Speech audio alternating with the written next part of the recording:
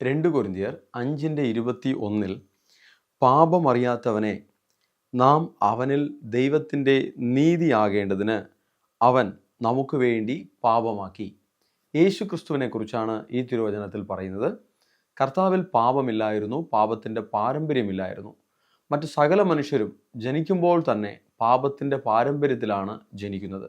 എന്നാൽ പരിശുദ്ധാത്മാവിനാൽ ഉൽപ്പാദിതമായ യേശു കർത്താവിൽ പാപമില്ലാതിരുന്ന ഒരു ദൈവത്തിൻ്റെ കുഞ്ഞാടായി മാറുവാൻ, അല്ലെങ്കിൽ സകല മനുഷ്യർക്ക് വേണ്ടി പാപപരിഹാരയാഗമായി മാറുവാൻ കർത്താവ് മാത്രം, യേശു മാത്രം യോഗ്യനായിരുന്നു.